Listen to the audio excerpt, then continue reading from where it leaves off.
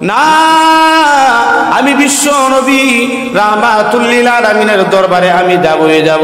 চাচা গো, দুনিয়ার মধ্যে যদি আমি উলঙ্গ হই গো চাচা, কিছু সময়ের জন্য উলঙ্গ হলে আমার কোনো অসুবিধা নাই, কিন্তু কিয়ামতের ময়দানে কঠিন হাসরের মাঠে আল্লাহ রাব্বুল আলামিন আমাকে যদি ডাক দেয়া বলেন, আব্দুল্লাহ রে কেন ঈমান বিক্রি করে দিলে? এই জন্য যা তুই জাহান্নামের মধ্যে যা, যা তুই জাহান্নামের মধ্যে যা।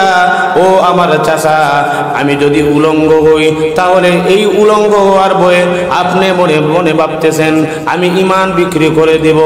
না, আমি কোশ্চেন কানে ওই ঈমান বিক্রি করে দেব না চাচা গো।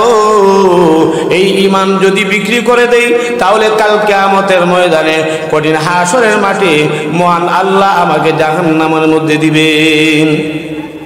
হ্যাঁ চাচা, আপনি শুনে রাখুন, আমি উলঙ্গ হতে আছি, এরপরও বিশ্ব নবীর দরবার ছাড়বো না। বলেন না সুবহানাল্লাহ।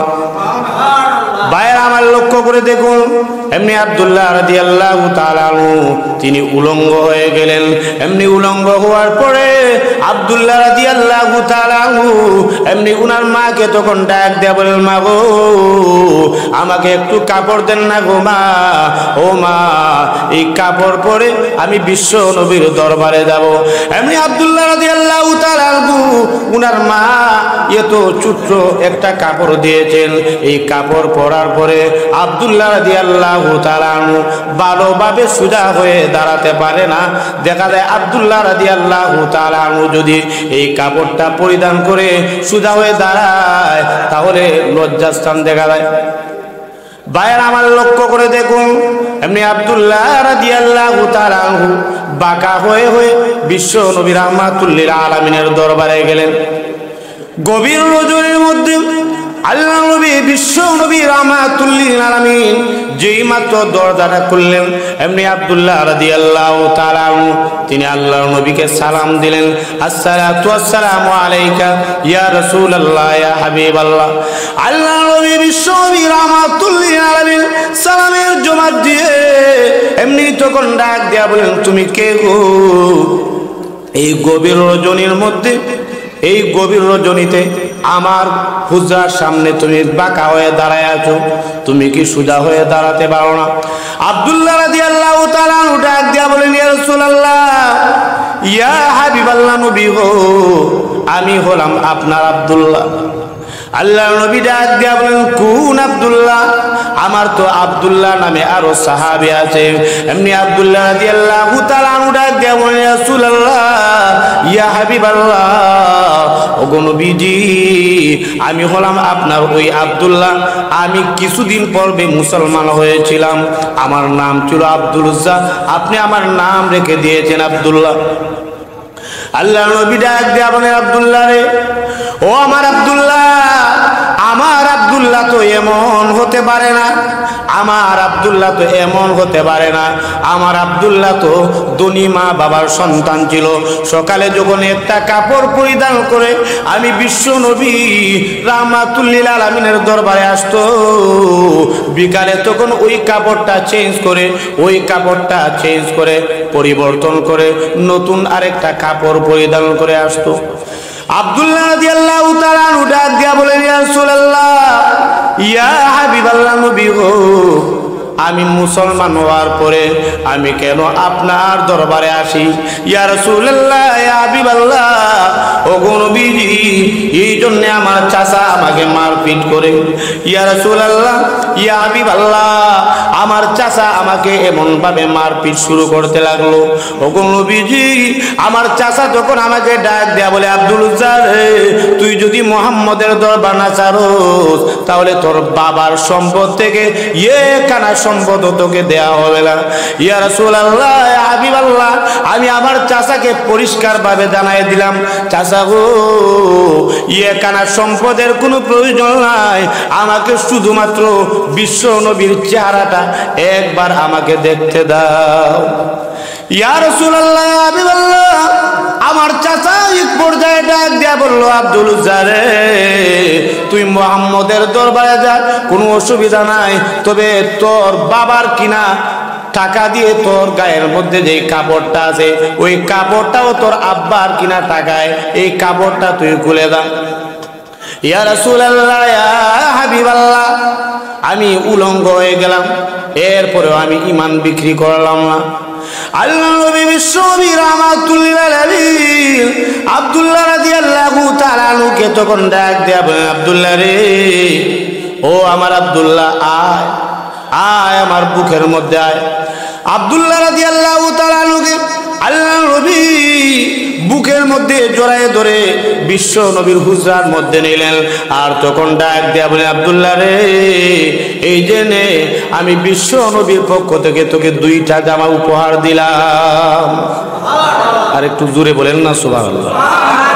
আব্দুল্লাহ রাদিয়াল্লাহু তাআলা আনহু বিশ্ব নবীর পক্ষ থেকে 2টা জামা গিফট পেলেন, 2টা জামা উপহার পেলেন। বিশ্ব নবীর জামা বলে কথা বলেন না দেখি, আমার নবীর জামা এটা দামি না কম দামি? আর জোরে বলেন। অত্যন্ত দামি জামা, জান্নাতি জামা। বাইরে আমার লক্ষ্য করে দেখুন, আব্দুল্লাহ রাদিয়াল্লাহু তাআলা আনহুকে বিশ্ব নবী রাহমাতুল লিল আলামিন তখন ডাক দেয়া বলেন, আব্দুল্লাহ রে, ও আব্দুল্লাহ, এবার বল তোর কোনো চাওয়া আছে কি নাই? আব্দুল্লাহ রাদিয়াল্লাহু তাআলা আনহু ডাক দেয়া বলেন, ইয়া রাসূলুল্লাহ, ইয়া হাবিবাল্লাহ, ওগো নবীজি, দুনিয়ার জীবনে আমার কোনো চাওয়া নাই, আমার কোনো আকাঙ্ক্ষা নাই, তবে গো নবীজি, আপনার দরবারে দরখাস্ত, আল্লাহর দরবারে আমার জন্য দোয়া করতে থাকেন, আমি যেন শহীদ হয়ে যাই, আমি যেন শাহাদাতের মর্যাদা অর্জন করতে পারি। আল্লাহ নবী বিশ্বনবী রাহমাতুল লিল আলামিন আব্দুল্লাহ রাদিয়াল্লাহু তাআলা আনহুর জন্য হাত উঠাইয়া আল্লাহর দরবারে দোয়া করলেন, প্রভু, আব্দুল্লাহকে তুমি শহীদি মরণ দিও, শহীদি মর্যাদা দান করে দিও। বাইরে আমার লক্ষ্য করে দেখুন, এবার আব্দুল্লাহর ব্যাপারে কেমন জানি দোয়াটা কবুল হয়ে গেল। বাইরে আমার লক্ষ্য করে দেখুন, এবার তাবুকের যুদ্ধের মধ্যে আব্দুল্লাহ রাদিয়াল্লাহু তাআলা আনহু বিশ্ব নবীর সঙ্গে গেলেন। এবার এই তাবুকের যুদ্ধটা হলো না, আব্দুল্লাহ রাদিয়াল্লাহু তাআলা আনহু এবার বাড়ির মধ্যে ফিরে আসবেন। বাড়ির মধ্যে ফিরে আসার সময় আব্দুল্লাহ রাদিয়াল্লাহু তাআলা আনহু অসুস্থ হয়ে পড়লেন। অসুস্থ হওয়ার পরে আব্দুল্লাহ রাদিয়াল্লাহু তাআলা আনহু তখন ইন্তেকাল করলেন। আল্লাহ নবী বিশ্বনবী রাহমাতুল লিল আলামিন হাদিস শরীফের মধ্যে উল্লেখ করেছেন, কোন ব্যক্তি যদি আল্লাহর রাস্তায় যায়, আল্লাহর রাস্তায় যাওয়ার পরে কোন ব্যক্তি যদি মারা যায়, তাহলে ওই ব্যক্তি শহীদ হয়ে যায়। বলেন না সুবহানাল্লাহ। এবার আব্দুল্লাহ রাদিয়াল্লাহু তাআলা আনহু শহীদ হয়ে গেলেন। এবার আল্লাহর নবী বিশ্বনবী রাহমাতুল লিল আলামিন সাহাবীদেরকে তখন ডাক দিয়া বলেন, সাহাবীরা রে, আমার আব্দুল্লাহকে তোমরা গোসল দাও। আব্দুল্লাহকে গোসল দেওয়া হলো। বিশ্বনবী বললেন, আমি আব্দুল্লাহর জানাজা আমি বিশ্বনবী নিজে পড়াবো। বলেন না সুবহানাল্লাহ। আব্দুল্লাহ রাদিয়াল্লাহু তাআলা আনহু উনার জানাজা আমাদের ইমামতি বিশ্ব নবী করলেন। আব্দুল্লাহর কাফন দাফনের ব্যবস্থা করা হলো। আব্দুল্লাহর জানাজা শেষ হওয়ার পরে এবার আব্দুল্লাহ রাদিয়াল্লাহু তাআলা আনহুকে কবরের মধ্যে নেওয়া হলো। আব্দুল্লাহ রাদিয়াল্লাহু তাআলা আনহুকে যখন কবরের মধ্যে নেওয়া হলো, এবার কবরের মধ্যে নেওয়ার পরে আব্দুল্লাহ রাদিয়াল্লাহু তাআলা আনহুর লাশটা বিশ্ব নবী তখন কবরের মধ্যে নামলেন। কবরের মধ্যে নেবে বিশ্ব নবী এবার সাহাবায়ে কেরামকে ডাক দিয়া বলেন, সাহাবীরা রে, আব্দুল্লাহর লাশটা আমার হাতের মধ্যে দে। সুবহানাল্লাহ নাই? দে, আমার আব্দুল্লাহর লাশটা আমি বিশ্ব নবীর হাতে দে। আমি বিশ্ব নবী রাহমাতুল লিল আলামিন নিজ হাতে আমার আব্দুল্লাহর লাশটা কবরের মধ্যে রেখে দিব।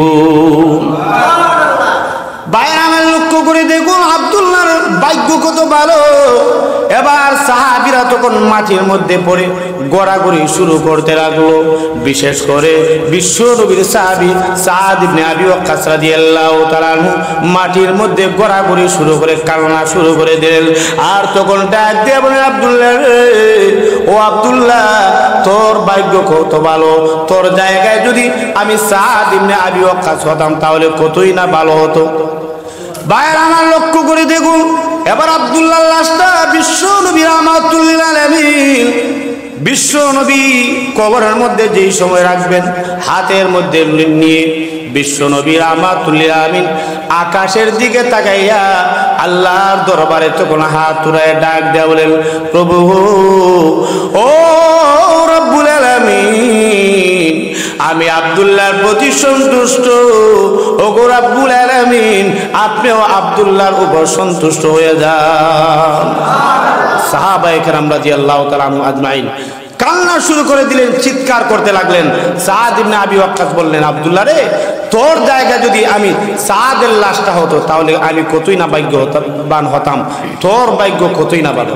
ভাইয়েরা আমার, লক্ষ্য করে দেখেন, এই আব্দুল্লাহ রাদিয়াল্লাহু তাআলা আনহু ঈমানের উপর কতই না মেহনত করছেন, উনার উপর অত্যাচার হয়েছে, এরপরও কি আব্দুল্লাহ ঈমান বিক্রি করছে? আর জোরে বলেন, ঈমান বিক্রি করে নাই। ভাইয়েরা আমার, রাতও অনেক হয়ে গেছে।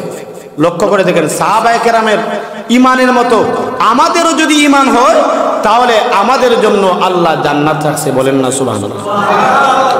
ওয়াবাশশিরিল্লাযীনা আমানু ওয়া আমিলুস সালিহাত।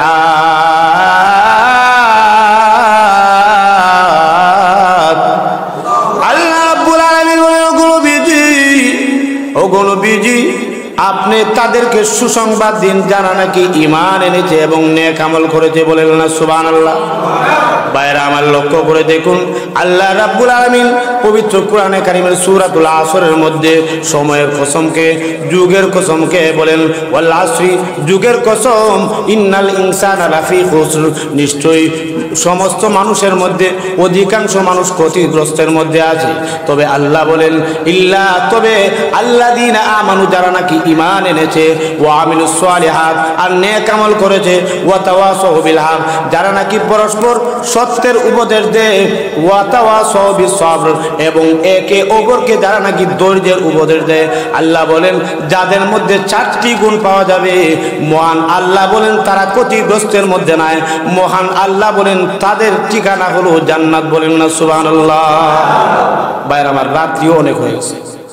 আমরা যা কিছু আলোচনা করলাম, আল্লাহ রাব্বুল আলামিন যেন আমাদেরকে আমল করার তৌফিক দান করেন।